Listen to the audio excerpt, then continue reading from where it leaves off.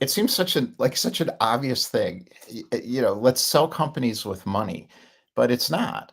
One of the content marketing traps that I fell into was around this missing this obvious thing that I always knew or that I'd learned back in my 20s, which was sell people who have money. Don't attract people who have problems and pain and are struggling all the time and may have money, but they're going to blow it on me because I'm just another one in a long line of answers that they've been seeking for a long time. And that's the content marketing trap that I see a lot of us fall into. And I think often even the most successful of marketers today and the most successful people in the world right now are the ones who are great at marketing. I mean, they're great at influencing, they're great at copywriting, they're great at content.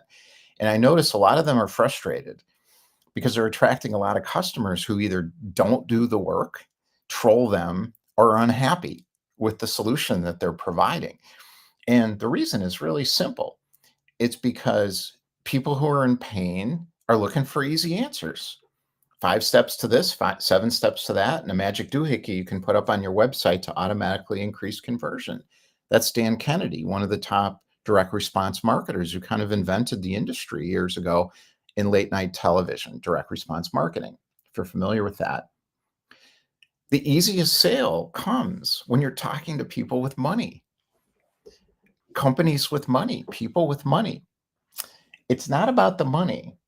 It's about the feeling of opportunity that that individual or that company has where they're trying to figure out how do I do something that I want to do with my money? They want to invest the money to get a return. They're not struggling in their pain and their confusion at all. Successful people are not struggling in their pain and their confusion all the time. They're not. They're thinking, what do I want to do next? How am I going to get there? They're planning, they're thinking, they're organizing, they're talking, they're discussing, they're noticing, they're watching, they're collaborating, and they're trying to figure out where do we deploy our assets to get a better return on our investment. Those are the best companies to work for and the best people to work for. They're the least responsive to marketing, the least. The best clients are the least responsive to content marketing, not content. There's a difference. I'm not talking about content, I'm talking about content marketing. Marketing.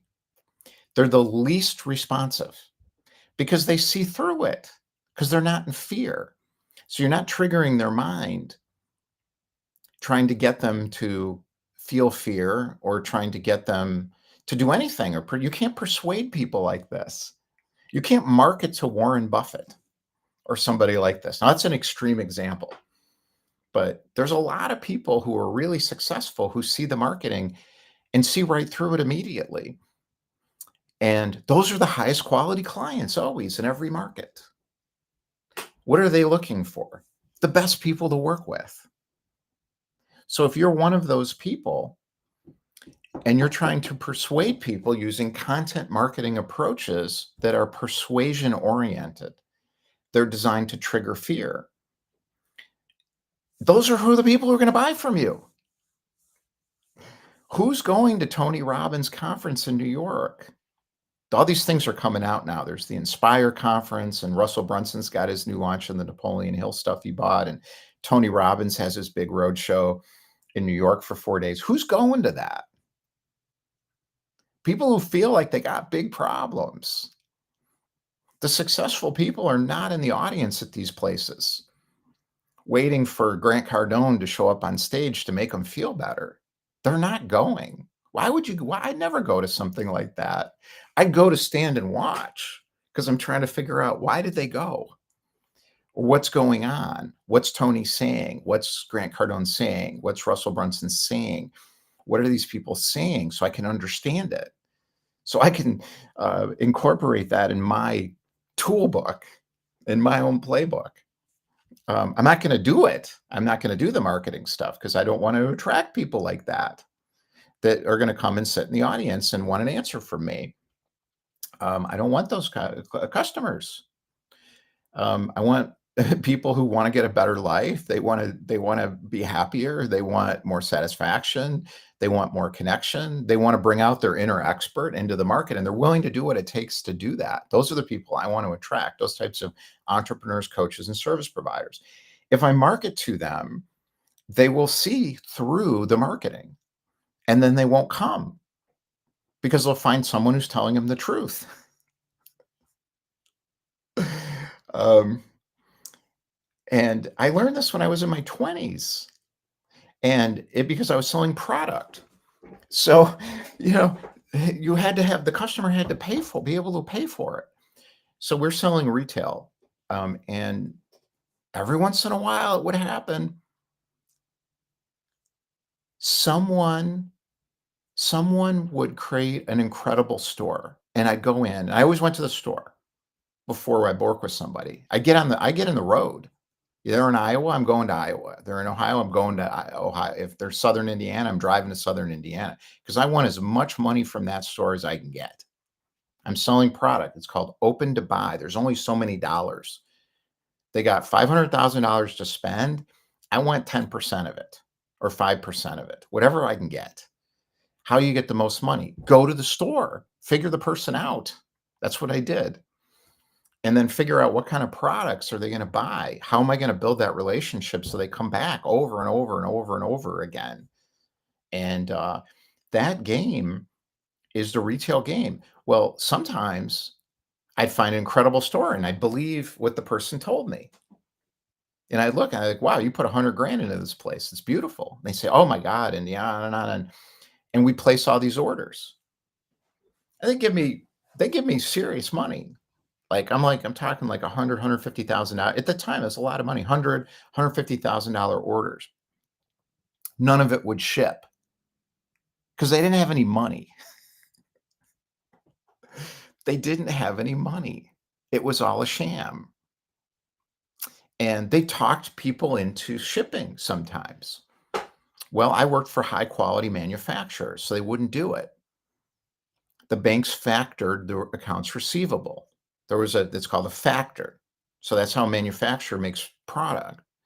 They get the accounts receivable paid for by the bank ahead of time, and they collateralize the accounts receivable against the product. Or I'm not good at banking, explaining that stuff, but I know how it works. Um, so the bank takes the risk, the credit risk, not the manufacturer. And some of these people would talk a weaker manufacturer into it's called COD, cash on delivery. In other words, ship it to me and I'll pay you. Some of them would go along because they were desperate or fear-based manufacturers, and they felt like, they could get talked into it. You don't want that to happen. You don't want to deal with people like this. You want to screen them out. When you market really well, you're going to attract a lot of people like that. You're also going to attract a lot of people who are good and need you.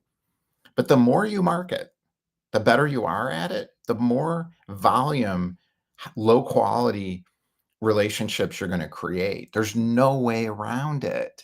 It's just how it works. I don't know how else to explain this. The easiest sale comes after engaging companies with money, meaning people who are successful already. People who are already successful, who run companies, are good at what they do, or looking for a coach, or looking for a consultant, or looking for a service provider, whatever it is, have discernment about what they're going to do and who they're going to work with.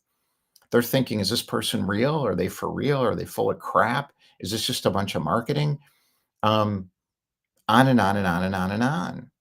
They can see through your stuff if you're marketing. I'm not saying marketing's bad or marketing's good. I'm saying just understand what the dimensions are of this. The biggest prize today financially is going to the content influencers, conversion marketers, and social media copywriters. Tony Robbins is like more of a marketer than anything else that I can see. And it's because he's with Russell Brunson. So they get the biggest prize, the most money, the biggest jet, because they're good at it. So they're attracting the mass market. Same with a guy like Grant Cardone. And I saw this conference recently called the Spire, which I'd never heard of. And I was like, oh, David Goggins is one of the keynotes. So I'm like, oh, they're providing a stage for these people who wrote books or have coaching programs or systems or whatever to get more clients. So that's what Aspire is. And then they bring in the audience. And I don't know if they do a cut on the back end or if it's, affiliate, or I don't know how they do it, or they charge the speakers for the slots. Like there's all kinds of models around all this stuff.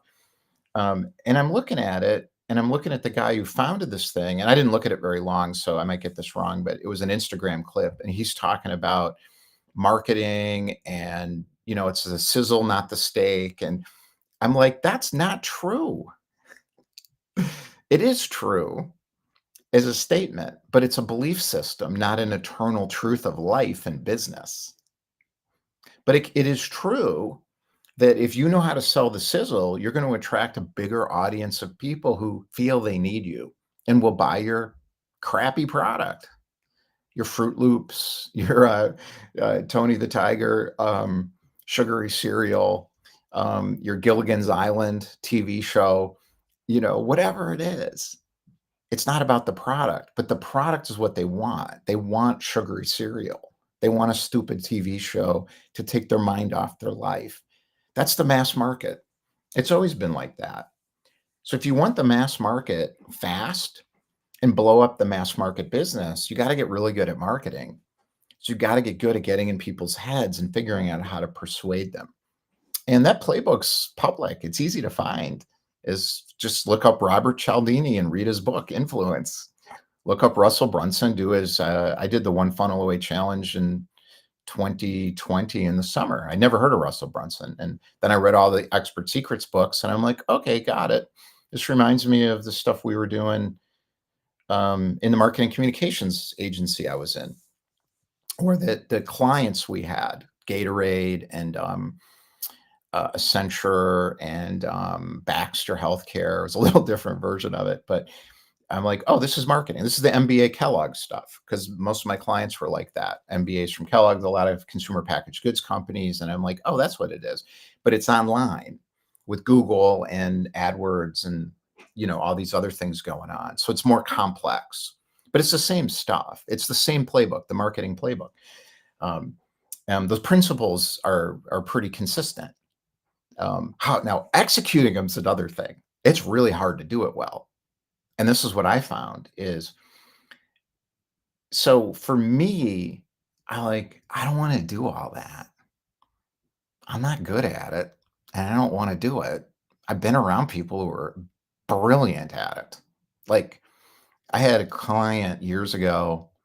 I worked for a company that actually was the client. It wasn't my client, but I was in a lot of the meetings because I was learning the industry. And he was at Keebler's, which was a baking. So in marketing, they have all these segments, product groups and stuff. And they're very different because the channels are different of distribution and retail. So you had the salty snacks groups, and then you had the baked goods groups. It's very different.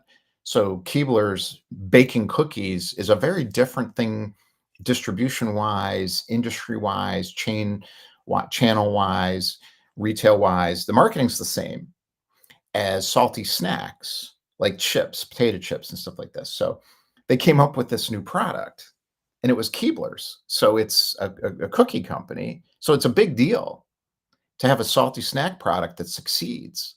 That's a huge deal. And this brand manager was brilliant, creative marketer, I think Kellogg MBA. And I was in meetings with them and we were talking about who's your customer. And he said, we figured out our customer is a woman from 26 to, let's see, it was 26 to 42 years old who has a bag of chips every day for lunch. And I'm like, oh my God. And they all laughed.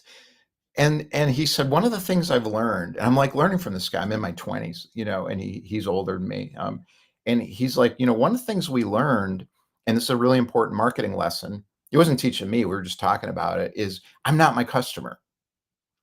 He said, so I've got to get my own thinking out of here, out of the room. Now, the fact that he's selling people a bag of chips for lunch, it's not good for him. But he was really proud of it. And so was the company. And he got promoted because it worked. I think. He might have got fired afterwards. But you know what? I don't even remember now. That's what these companies are like because they're buying and selling each other constantly. But this guy was a real player and good. That's why they brought him in because it was just a big deal. This is millions and millions of dollars to put together a potato chip line. It's difficult to be really good at marketing. And I think they succeeded. But I look at it now and I look back and I'm like, who cares? Who cares? You got money from the ladies who eat too many potato chips at lunch. You know, I don't want to live that way. That's not the life I want. That's not what I want to do. Now, Dan Kennedy doesn't care. And he said this. He said, you know, it's not my problem if someone wants to eat something they don't want to eat. And I agree. It's not my problem. It's a healthcare crisis. It's not my problem. It's a healthcare crisis for the entire society. This is going on. Do I want to be a part of that? Do I want to contribute to that as a marketer? No, I don't want any part of it. I had a girlfriend years ago who worked on Leo Burnett at Leo Burnett. She worked on the Marlboro account. So they were the cool kids because they all smoked, and smoking wasn't cool then, but they got to smoke in meetings, because it's Marlboro Man. So they were like the rebels, and it still made it was a lot of money in that business. She got to go to Turkey. She got traveled all over the world doing market research for Marlboro. It was a super cool job. I was jealous. I'm like, I'm trying to sell people like you, I'm cold calling like a maniac, trying to find all these marketers that'll buy marketing communication services from the boutique companies I was working for. And she gets to go to Turkey on the dime of Marlboro. There's nothing wrong with this. It's just, for me, I've opted out. Like, I don't want any part of that stuff. All right, I want to stay on track here. So what I'm talking about, avoid the content marketing traps, how to sell the companies with money. I'm reading my thing so I don't get drift. The easiest sale comes after engaging companies with money. Engaging people with money means you got to know yourself and spend some time on the product. If you just focus on the marketing, the people with money smell it and they'll run the other way. You have to know your product. In other words, who you are, what you're selling, why it matters, why it's good. You have to spend enough time in the laboratory of yourself and your own stuff, as opposed to so much time figuring out, how do I do it? How do I succeed? That's important. But if your product's not good, they'll know. For those who master the game, the biggest prize today goes to the influencers, conversion marketers, and social media copy. We're in a phase where the marketers have won, and I think it's going to start shifting the other way to where the product quality wins, because I think people are tired of the marketing and the bots. You can't even tell if somebody's real anymore. So I think the pendulum swings back and forth. So we're moving, I think, towards the era where if you build it, they will come. If you're visible, will become the standard. So I think the marketers are going to start to see diminishing returns in their markets they're fighting after, because more and more people want to get a real result as opposed to sit in the audience at a Tony Robbins or Grant Cardone thing and feel better. And then on Monday morning, their life hasn't changed at all. Smart coaches, consultants, and service providers learn which aspects of these games fit, which don't, and when to run your own playbook. This is it, your playbook. I'm very mission oriented. I have a big vision. I have a big mission. I have a big purpose behind what I'm doing. So I'm making things really hard on myself. Instead of using these things I know how to sell people, I'm not. I don't use any of them anymore. I'm just sharing my experience. That's my experiment. I'm going to share my experience, be visible, and see who shows up. It's very hard for me because I want to get people, because I don't have the money just sitting in the bank. Like, I need money. I'm not goofing around. This isn't a hobby for me, or even if I could do whatever I wanted right now, I just write books. I wouldn't do any business stuff. But I feel called to do this because I'm trying to invent a new way um, for coaches, consultants, service providers, entrepreneurs to get business without having to become marketers, because I don't want to be. So I feel called to do this. But for me personally, it's a nightmare, because I just want to go close people and get them to sign up. But I can't, because then I'm violating my own vision. Okay, so now other people are not like this at all. So for some of you, it's just, you just want it to work. You don't care how it works. You just want it to work. So you're on the full marketing end, the full marketing end. So there's no vision really. There's no purpose. There's no mission. The mission is, does it work? So your conversation, this is like an Alex Hormozy kind of guy, I think. So it's always, you made 14 grand last month. You made 100 grand. And that's the scorecard. So it's all hierarchical. So Alex Hormozy is a good example of this, of all that matters is if it works. It's got to work and it's got to be measurable and quantifiable. So I call that the pure marketing side. Now there's everything in between. So I think the thing is, smart coaches, you learn what aspects of these games fit you. Alex Hormozy way does not fit me. Fits him though, and the people who follow him. But learn which don't. Or can you take things from Alex Hormozy? I did. I took a couple things from him, but most of it I left. And then learn when to run your own playbook. That's the key, is running your own playbook, and that's harder and that takes time. I'll share a lifetime of experience selling products, services, and software to corporate entities, small businesses, and mom and pop neighborhood shops. Doesn't matter. Doesn't matter. I was in a meeting years ago in Vegas with the people who own the agency that did the big Vegas campaign. I can't even remember the tagline. If it stays here, if it stays here, what's the Vegas tagline? That's how much I care about. I don't care about any of this stuff anymore. Vegas, I'm going to look it up. Vegas tagline. If it stays in Vegas, what happens in Vegas stays in Vegas. So I'm sitting in a room with all these people, and they'd hired my client. This was my first client at Call Sales Partners when I started my lead gen outsourcing company. So he hired me to work on his clients. So that was one of them. So I'm in the room with all of them. And he brought me out. He flew me out to Vegas because they wanted to meet the person who's actually making the calls and doing the work. And I'm listening to these people, and I'm like, okay, you had a big win. That's a big campaign. How'd they get it? It's politics, I'm sure. I don't know, but I'm sure it was politics. They didn't make a cold call to get that deal.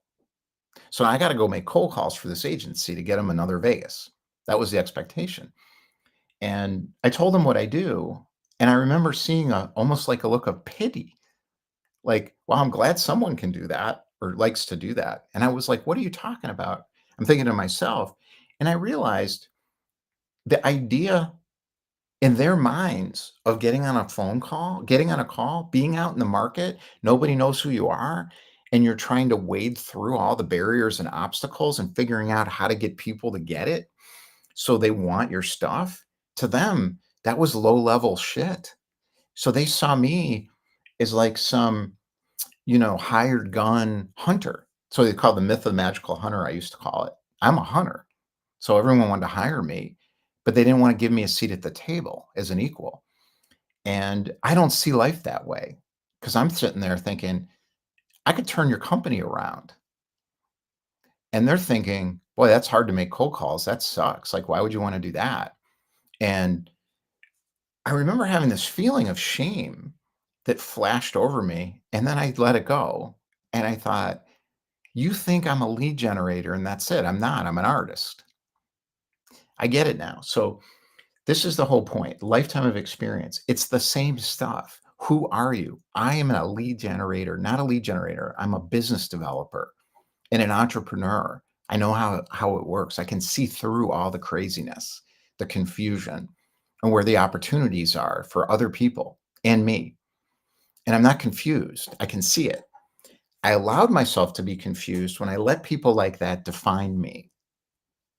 And those were moments like that where it went on for a long period of time, but not that long, where I'd let other people define me. So I'm sitting in a room of people. I had another client. They did something called physician variation reduction, which is a very complex way of saying get the doctors to do the right thing all the time in a hospital system. And they ran hospital consulting practices for the big four consulting firms. Brilliant flight surgeon in the Navy invented this tool of data mining. So this all gets to the data is big. So I was doing a lot of stuff in data. They could find signal in self-reported physician data in hospital systems. This is a big deal, what these people did. And I saw that thing and I'm like, every hospital in the country should be using this. And they're like, we know, but we can't get them to buy it. They knew all the CEOs. They knew all the boards. They knew all the people. They couldn't get them to buy it. They were working in the wrong market. The chief nursing officer is the only person in the hospital who's going to buy something like this because they don't want to piss off the physicians at the board level. They don't want to piss them off. They're afraid of them because that's their product, the core physicians. But the physicians wanted it. The nurses wanted it. The chief nursing officer are operations people in hospitals. Now, I'm not an expert in hospitals and medical, so this may be different, but this is what I learned. This is my little slice of it. So I'm not an expert. I'm not claiming to be an expert in physician variation reduction, hospitals, nurses, not an expert in any of this stuff. I've never been an expert in anything except business development, entrepreneurship, inner development, personal development, community. That stuff I'm an expert in, and knowing what's next in markets. When I think about them, the guy who funded this said something to me that really showed me how smart he was. He said, "We used to think it was us, and now we know it's not." What he meant by that was we went into the meeting and it said KPMG tattooed on my forehead, and I thought they were listening to me. They weren't. They were looking at KPMG or McKinsey or whatever you got, that big brand. You're hiding behind the big brand. And I never was. I've never had a big brand. I always had to figure it out myself. It's harder. It's really different. And this is the problem. So if you're smart, you're a coach, you're a consultant, you're a service provider, you got a real product there. The problem is you don't have that brand anymore. Maybe you worked in this industry for years. Maybe you were in this company, a different company or whatever. It's gone. Now it's just you. And if you get caught up in the content marketing game, it's going to be a problem unless you want to become a content marketer. And then that's your calling. And then do that. And you're going to make a ton of money. But, if you're a physician variation reduction expert or an operational cost efficiency maven, or you're how to have a better life with more meaning, purpose, and passion guru, and you're trying to become a content marketer and you're not one, it's going to be a problem for you. Okay, there's a lifetime of experience. Then talk about the content game as it's played today, how to integrate it. Boy, I'm never going to finish. I got 2 minutes, and I'll stay on for a couple more minutes, but not too long. Then talk about the content game as it's played, how to integrate it into your workflow and get more money now with less effort and struggle. Okay, so the content game as it's played today can be played differently. I call it experience sharing. Make content that shares your experience connected into your product, not into what will work in the marketplace, unless you're good at marketing. And then you can go there, but you're going to attract some people who think you have an answer for them because those are the people who are attracted to marketing. Then integrate it into your workflow. And what that means is don't do things you don't like doing. I love writing. I like doing these broadcasts. I don't like taking sales calls. I won't do it anymore. I just say to people, I'm in my office, my virtual campus. Here's my calendar, show up. And that's getting to be frustrating because I won't do Zoom meetings anymore. But I still want to meet with people, but I don't want to do sales calls and share. I just don't want to do it. But I want to talk to people who want to share their experience, do partnerships, that kind of stuff. So you have to integrate it into your workflow. If you love networking and doing that, sales calls, you should do that. Integrate that into your workflow. Get more money now with less effort and struggle. That's what I got for you. So if you want to get more money now with less effort and struggle, I got more than that. I got a whole group of people involved and I've collaborated with them and we built the product together. So it's not just me. That's what I've always wanted. And I did it. So if you're interested, our technology is still a little broken, but we're working through it. That's what happens when you do something new, and I'm on the cutting edge of technology right now. And I've always been. When Google started with their G Suite stuff, I stopped sending attachments and emails. When Slack came out, I used that. When Zoom came out, I used that. Everyone else thought they were still on an audio conference call. And I'm like, no, we got to turn the video on. I had a client in Silicon Valley who insisted, and he's like, look, Larry, you want my $8,000 a month? We got to do a video call with your video on. And I did it. I was like, we got to use this too. That was way before the pandemic. Um, so staying ahead is a big part of leaning into pain in a way. Like right now, as we get our tech working, something else breaks. And I blame Bill Gates for all of this, um, because Steve Jobs was the opposite. So Bill didn't care if it worked perfectly, as long as it worked and he made money and the company succeeded, which it did, Microsoft. Steve Jobs cared that it was a great experience, Apple, which is now more like a Bill Gates company. Um, I don't want to pick on Bill because of what he's doing for the world with the Gates Foundation. But I want more Steve Jobs out in the tech world because I'm sick of your technology. It's really a nightmare to figure out how to deal with these problems. But anyways, we're going to get there. So if you're interested in our stuff, go to redpillpathway.com slash content or redpillpathway.com slash events. And anywhere you can claim your guest pass and join us for 5 days. We're not going to charge you for 5 days because I don't know what your experience of what we've got is going to be like. So I decided I'm not going to describe it anymore to anybody. All right, I'm 1 minute over. Um, so I don't think I'm going to take too much time. I've been racing sailboats my whole life, like not my whole life because I started as an adult, but like 25 years. And I've got this, I don't know if it's cancer or what it is, but I had to go to a dermatologist and it hurt like a motherfucker. But I'm dealing with this right now and it's bothering me. So I'm going to find out in the results pretty soon. But they do all this kind of stuff like this and the whole thing. This is not a testimonial on skin cancer or anything because I'm going to be fine. I'm not concerned about it. It'll be fine. But what I learned as a result of that experience, I think will be helpful. So I went through a gauntlet with this because I went to a dermatologist in a big healthcare system and he came in with an attitude. And I knew right away, like, I've got the wrong person. But it's hard to get to see a dermatologist in the Chicago area. It's hard to get an appointment at the big healthcare systems. There's 4 big healthcare systems in Chicago. They're teaching hospitals, and they're where all the good doctors are.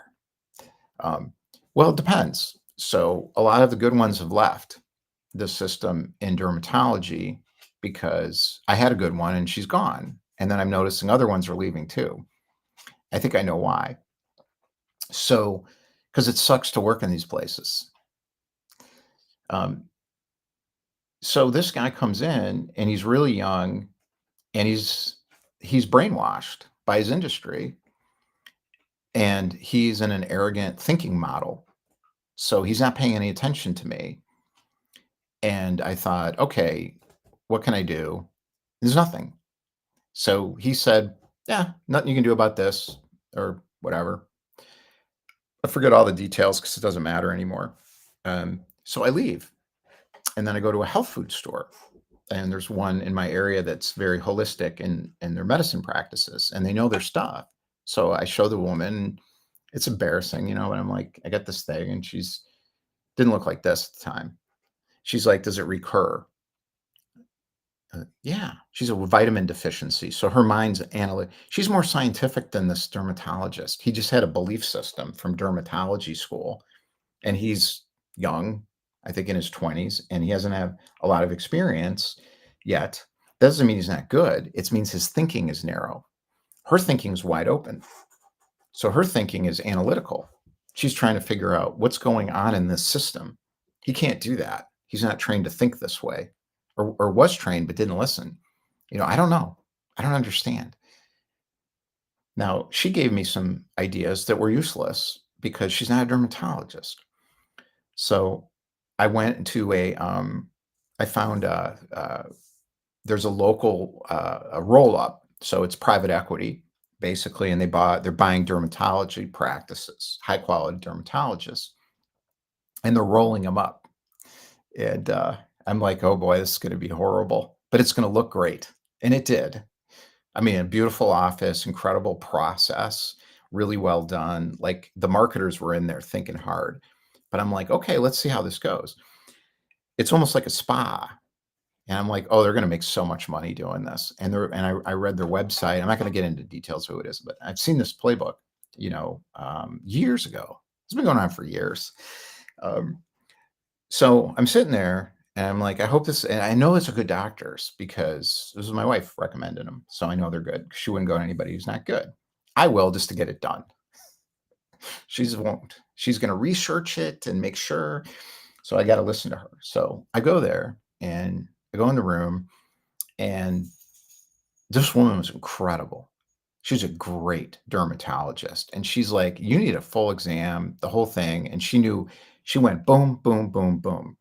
Open minded, thinking process like a scientist, exploratory, directed, knew exactly what was going on. She said, "My best clients are sailors and golfers." And I'm like, "Yeah, no kidding. I've been on that stupid boat for 25 years out in Lake Michigan. And I wear a hat. We used to wear zinc oxide. We'd wear high SPF. Still, you're going to get screwed." So here's the point of it. And this is kind of funny, actually, but sad at the same time. I said, "How's it going with the new owners?" And she rolled her eyes. And I said, "Private equity, right?" And she said, "Well, they said they weren't." And I just laughed and I just looked at her. And I said, "Well, good luck with them." And this is the point: product, market.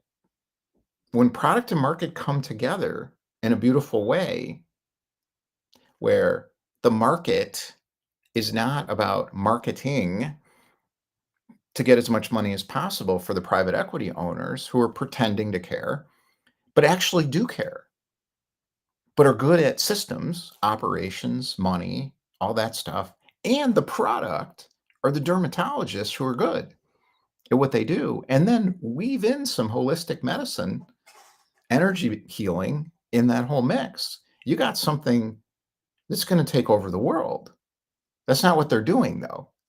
There's going to be contention now between the product, dermatologists that know what they're doing, and the owners, the private equity people who only care about money and will do whatever it takes to get it. And that's the truth underneath the hood. They're not going to say that, but it's going to come out in their actions and the impact they make. It doesn't matter what you say, it doesn't matter what your intent is. It matters what you do at the end of the day.